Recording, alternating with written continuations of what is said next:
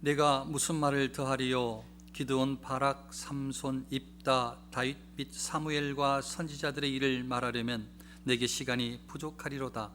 그들은 믿음으로 나라를 이기기도 하며 의를 행하기도 하며 약속을 받기도 하며 사자들의 입을 막기도 하며. 오늘 말씀의 제목은 믿음으로 의를 행하다, 의를 행하다입니다.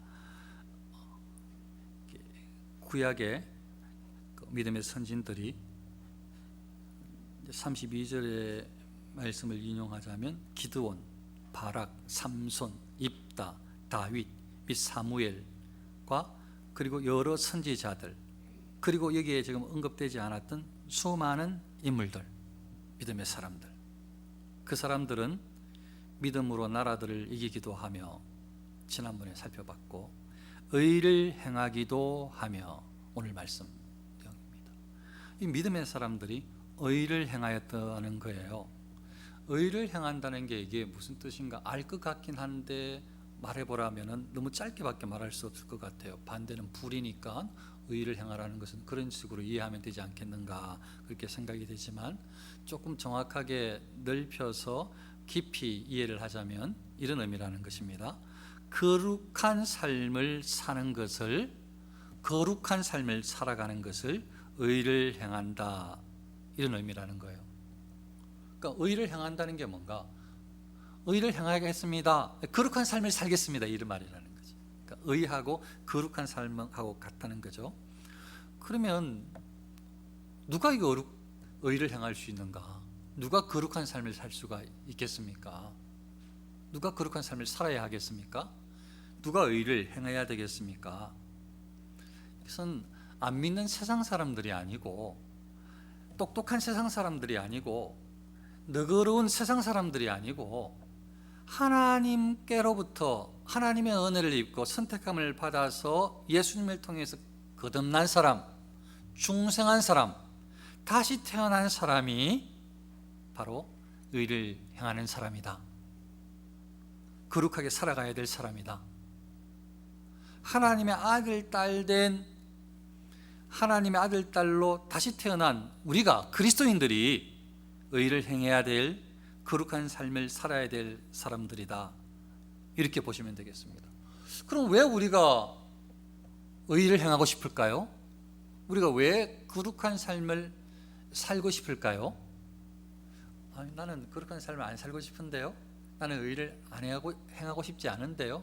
물론 그렇게 생각이 들 때도 있어요. 그런지 죄 가운데 우리가 또 생각에 사로잡히고 하나님 말씀을 추구하고 하기보다 말씀을 거역하는 마음이 일어나서 그런 거예요. 그렇다고 우리가 하나님 아들, 딸이 아니진 않습니다. 하나님 아들, 딸이 맞아요. 그러면 어떻게 우리가 하나님께서 기뻐하시는 의를 행하고 이렇게 거룩한 삶을 살고 싶은가? 하나님의 아들, 딸로 거듭난 사람들이, 다시 태어난 사람들이 하나님을 만난 거예요. 하나님의 은혜를 입은 것이죠.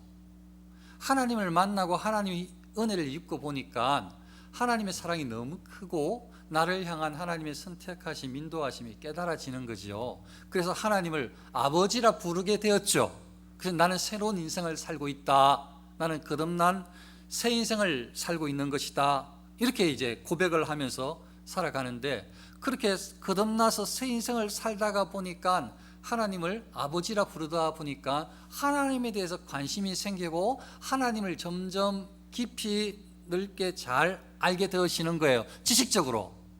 그러다 보니까 하나님께서 어떤 분이신지를 알게 되는데요, 하나님을 말씀을 통해서 그리고 교훈을 통해서 깨달아지는 그 하나님에 대한 이해가 어디까지 이르렀는가 하면, 하나님은 거룩한 분이시다. 하나님의 속성이에요, 거룩성. 하나님은 거룩한 분이시다. 하나님은 거룩한, 그리고 의로운 그런 하나님 성품을 가지신 분이라서 그런 사람들을, 백성들을 그렇게 명령, 교훈하시고 세상에게 말씀하시고 또 돌이키도록, 죄 가운데에서 거룩으로, 의로움으로 돌이키도록 하나님께서 말씀하시는 분이라는 것을 깨닫게 되는 거예요. 그러니까 신앙생활을 시작하는 동안에 하나님을 알게 되는 거죠. 하나님이 어떤 분인지를 알게 되는 거죠. 하나님을 알고 보니까 하나님은 거룩한 분이시고 거룩을 말씀하시는 분이시고 의로운 분이시라서 의를 말씀하시고 명령하시는 분이라는 것을 깨닫게 되는 것이죠. 그래서 거듭난 사람들은, 하나님을 아버지라 부르는 사람들은 어느 순간 하나님의 성품을 닮아가게 되는 거예요. 하나님의 마음을 이해하게 되는 것이죠. 하나님의 뜻을. 그래서 하나님의 속성, 하나님의 성품처럼 살고 싶은 거죠. 그래서 믿음으로 의를 행할 수 있게 되는 거예요. 그러면 하나님은 거룩한 분이시라서, 거룩을 명령하신 분이시라서, 내가 거룩하니 너희도 거룩하라 이렇게 명령하시잖아요. 거룩을 명령하신 분이시라서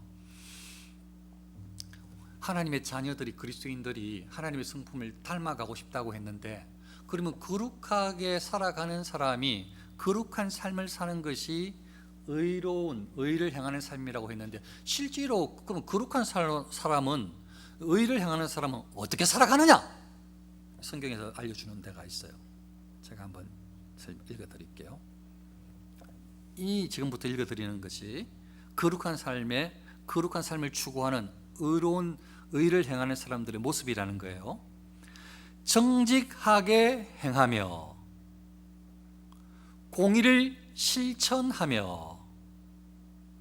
정직하게 행하는 사람, 그러니까 그리스도인들은 정직한 사람이에요.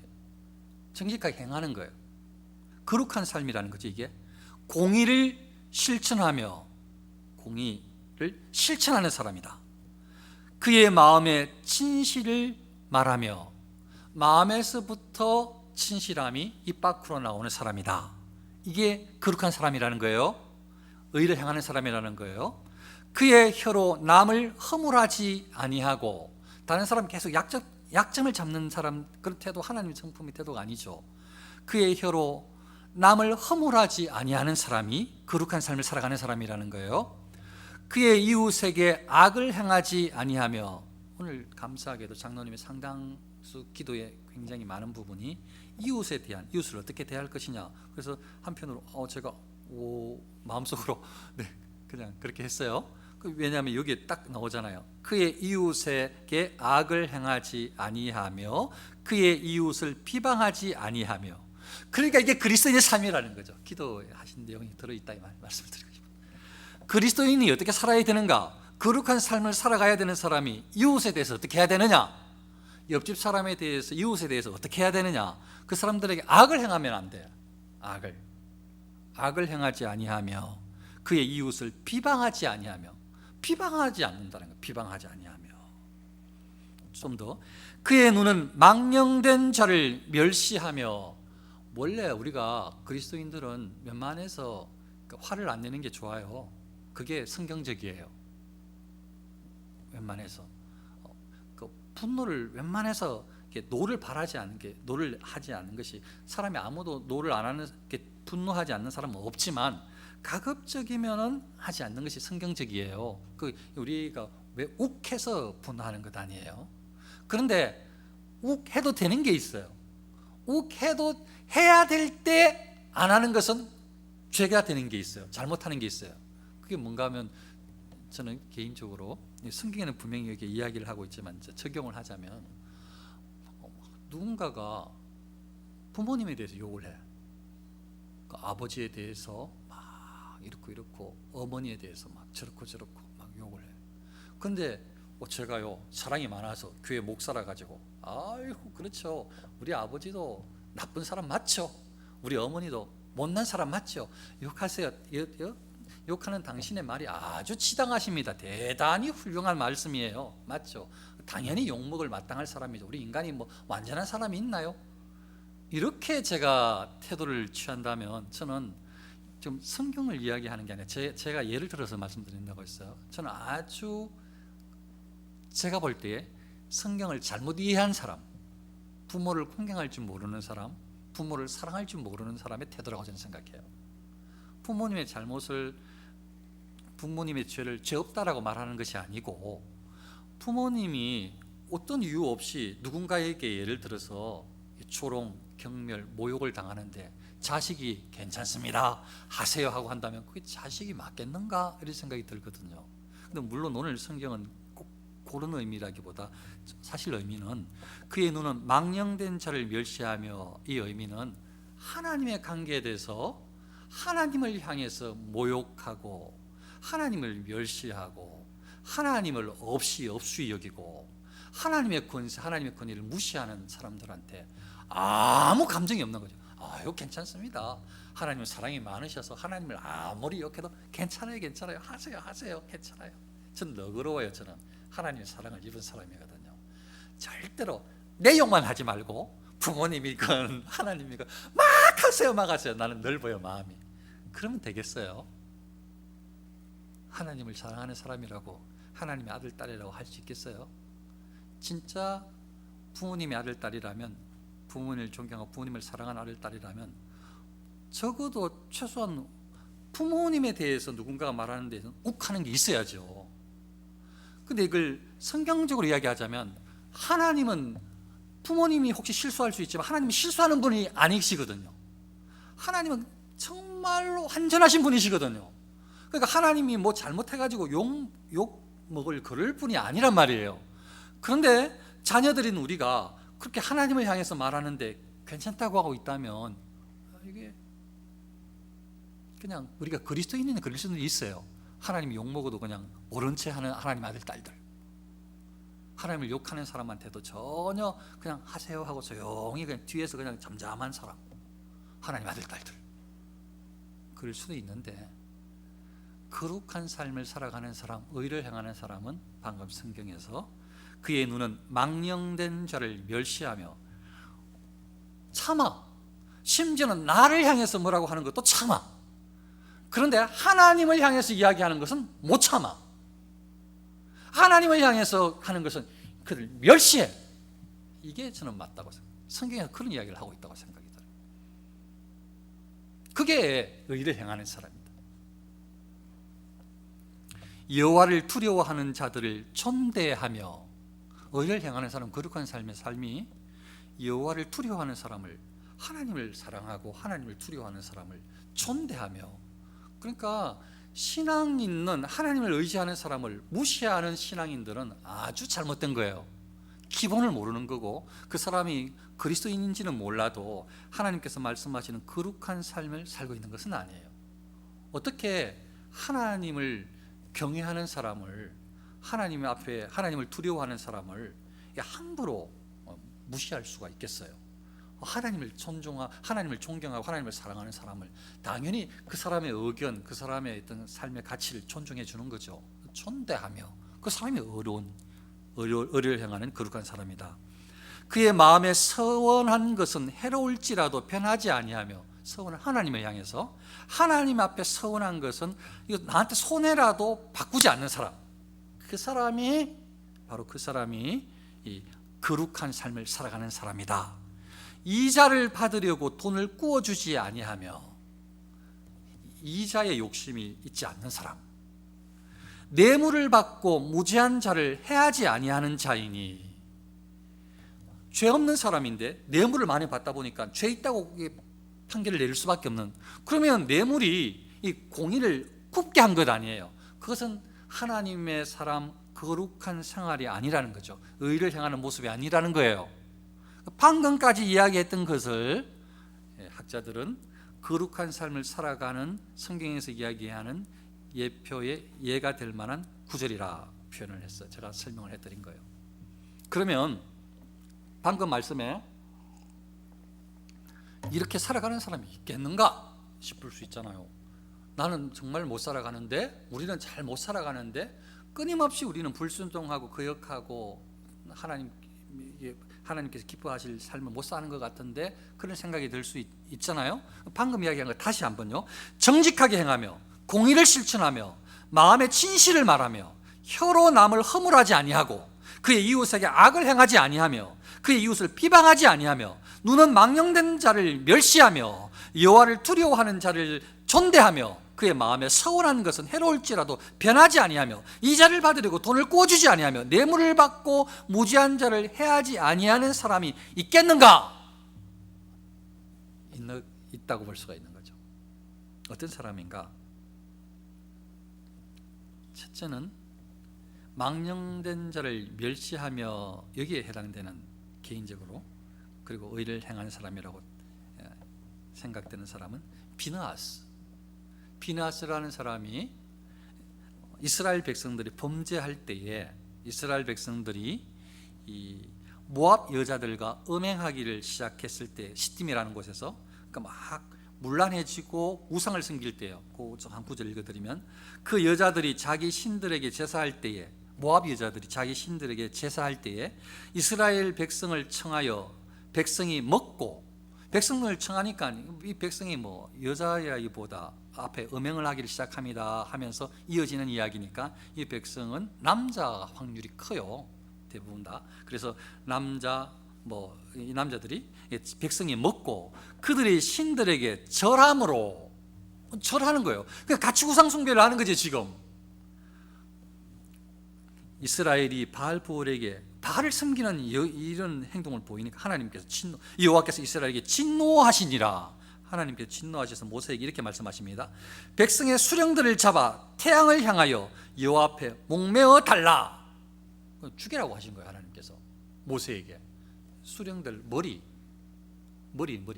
제일 높은 사람들, 그 사람들을 지금, 그러니까 다른 말로 저걸 꼭 깊이 들어가면 지금 범죄한 사람이 앞에 대놓고 앞장선 사람이 머리들 이끄는 사람들이 우상 숭배를 한 거예요.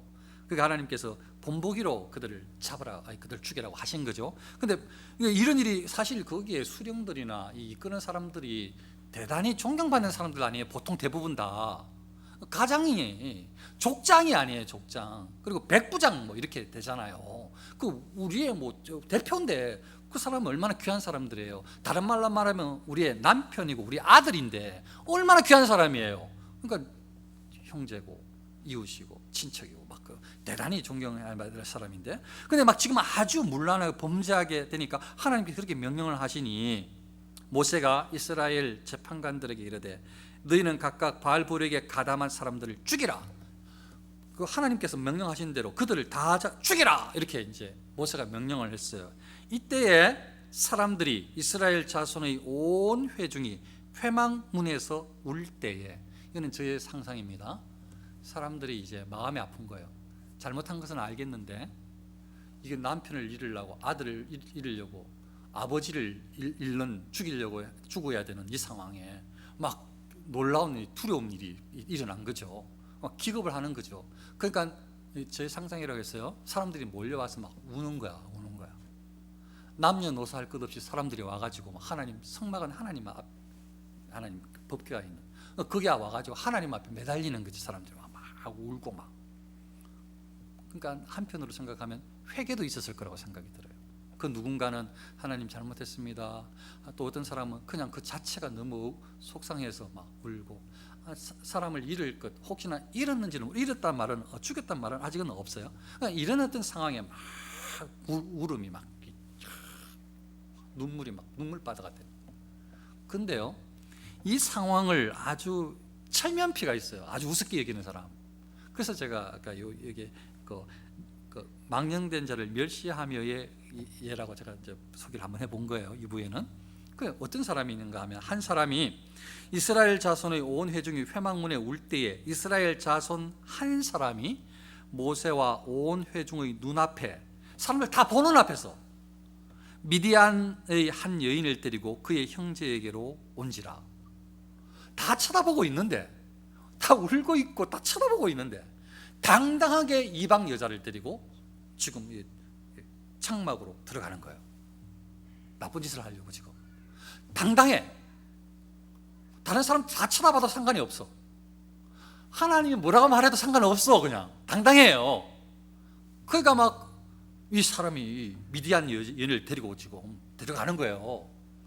이걸 지켜본 제사장 아론의 손자 엘르아살의 아들 비느하스가 이것을 보고 회중 가운데에서 일어나, 사람들 다 있는 데서 일어나 가지고 비느하스가 손에 창을 들고, 저는 날카로운 창이라고 생각합니다. 날카로운 창을 들고 그 이스라엘 남자를 따라서 그의 막사에 들어가 미드얀 여인을 끌고 들어간 그 남자의 그 막사를 따라 들어가, 창을 들고 따라가서 이스라엘 남자와 그 여인의 배를 꿰뚫어서, 한 번에 두 사람 배를 꿰뚫는 거는 제가 설명을 이야기 안 해도 될 거예요. 상황이 어떤지.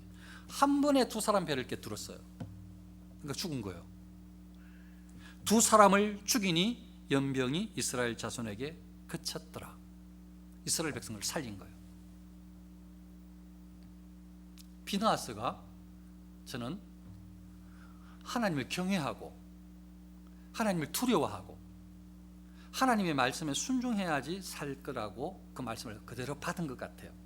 그러니까 그렇게 막 감동받고 또 회개하는 마음이 일어나고 막 분위기를 조성하고 있는데, 그걸 아주 우습게 여기는 하나님의 권위를 멸시하는 자가 이게 보이니까 창을 들고 따라 들어가서 그냥 확 죽여버린 거 아니에요. 왜 비느하스가 그러면 되나? 이 사람아, 하나님의 사람이 하나님의 사랑이신데 죄인을 사랑해야지, 용서해줘야지, 말로 훈계해줘야지. 비느하스는 그냥 한 번에 끝내버렸어요. 지금 그렇게 하란 말이 아니고요, 이걸 또 지금 옮기면 굉장히 곤란합니다. 그러면 안 돼요. 그럼 감옥에 가셔야 돼요. 그런 게 아니고, 예를 들어서 지금 그때 비느하스가 하나님을 어떻게 대하는가, 하나님을 어떻게 위하는가, 하나님의 사람으로 어떻게 섰는가, 그걸 지금 아주 좋은 예를 들어드린 것입니다. 또 한 사람은 북이스라엘 왕 아합의 신하 중에 오바다라는 사람이 있어요. 북이스라엘 이 아합 왕은 굉장히 악한 왕입니다. 왕비 이세벨하고 얼마나 하나님의 선지자들을 막 죽이고 잡고 막 굉장히 핍박이 있고, 온 그 이스라엘 땅을 전부 다 우상으로 막 가득 채운 아주 못된 왕비, 그 다음에 그 말에 현혹된 왕이에요. 아왕이. 그의 신하가 오바다예요. 오바다라는 신하가 이 왕을 돕다가, 왕하고 따라가다가 어느 순간에 길에서 이제 나누어 짓는 순간에 엘리야를 혼자 가다가 만났어요. 엘리야를 지금 아합 왕은 엘리야를 잡으라고 명령을 내렸던 후에요. 그런데 우연히 오바다가, 이 왕은 저쪽, 오바다는 이쪽으로 가다가 엘리야를 만난 거예요. 그래서 오바다는 엘리야를 알아보고, 저 사람이 엘리야인지를 알아보고 엎드려서, 그러니까 인사를 할 줄 아는 거예요. 저 사람은 하나님의 사람인지를 알고, 오바다는. 그래서 뭐라고 이야기를 하는가 하면, 내 주 엘리야여 당신이니까, 탁 절을 하면서, 엘리야 맞으시죠? 내가 존경하는 나의 주 엘리야 맞으시죠? 이렇게 질문을 한 거죠. 그러니까 그 사람이 그러하다, 내가 엘리야다, 이렇게 답을 한 거죠, 오바다한테. 그러면서 엘리야가 오해를 약간 한 것 같아요. 그러니까 오바다의 마음을 잘 모르는 것 같아요.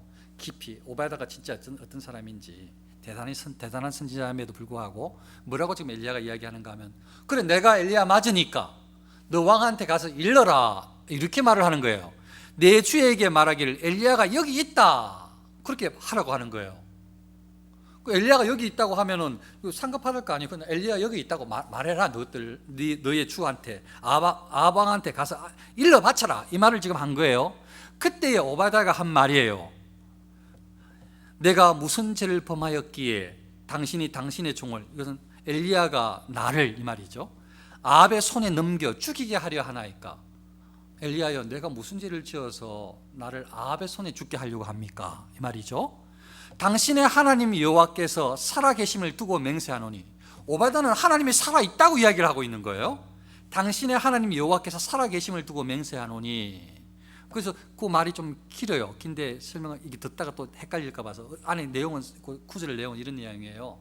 우리 주는 이렇게 명령을 내렸다는 거죠. 아합 왕은 어떤 명령을 내렸는가 하면, 모든 엘리야를 찾기 위해서 많은 사람들에게 명령을 내려서 어떤 이야기를 했는가 하면, 엘리야가 여기 있다 해가지고 엘리야를 찾아러 가서 없으면 그 거짓말로 그 사람은 죽는 거예요.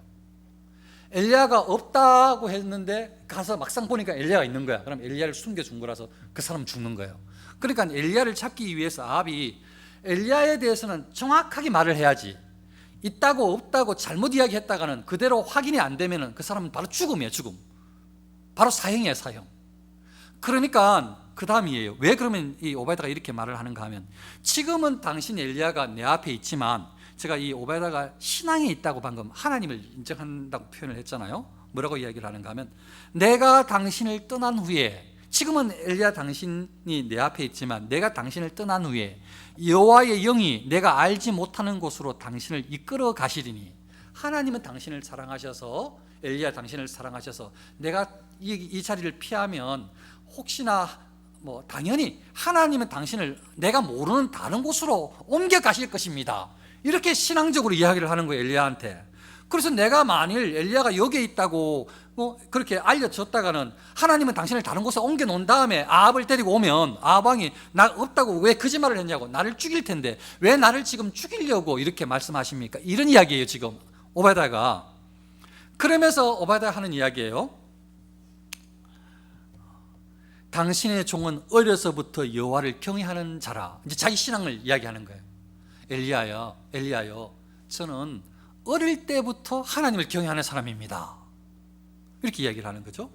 이세벨이 여호와의 선지자들을 죽일 때에 내가 여호와의 선지자 중에 100명을 50명씩 굴에 숨기고 떡과 물로 먹인 일이 내 주에게 들리지 아니하였나이까.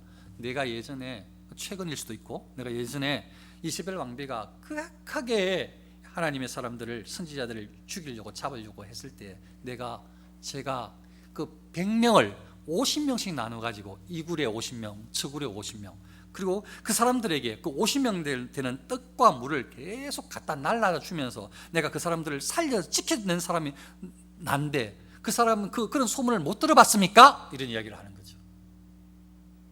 지금 제가 무슨 말씀을 드리고요 하면, 믿음으로 의를 행하다. 왕명, 아합의 왕명, 아합 왕의 왕명 앞에서 오바다는 하나님을 경외하는 자라. 하나님을 두려워해서 하나님의 사람들을 50명씩 숨겨주고, 들키면 바로 그냥 사형. 하나님을 경외하는 사람이라서 아합의 국내 대신 굉장히 권위 있는 신하였지만, 알아주는 힘 있는 신하였지만, 그럼에도 하나님을 더 두려워해서 50명 이렇게 하나님의 사람들을 살려줘 숨겨준 사람, 저는 그런 일을 했습니다. 이게 어려운 시대에, 어려운 시절에 무엇을 행해야 되는가, 거룩한 삶이 무엇인가를 나타내주는 좋은 예가 될 수 있다. 또 한 사람은 사무엘인데요, 사무엘의 마지막 말이에요. 마지막 말. 일생을 다 산 다음에 이제 마지막 설교, 사람들 앉혀놓고 마지막 한마디 하는 거예요. 그 이야기를 지금 잠깐 나누면요,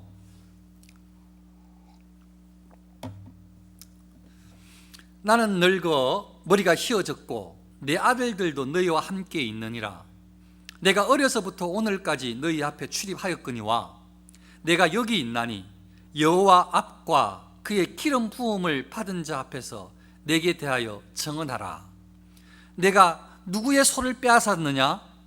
누구의 나귀를 빼앗았느냐? 누구를 속였느냐? 누구를 압제하였느냐? 내 눈을 흐리게 하는 뇌물을 누구의 손에서 받았느냐? 그리하였으면 내가 그것을 너희에게 갚으리라.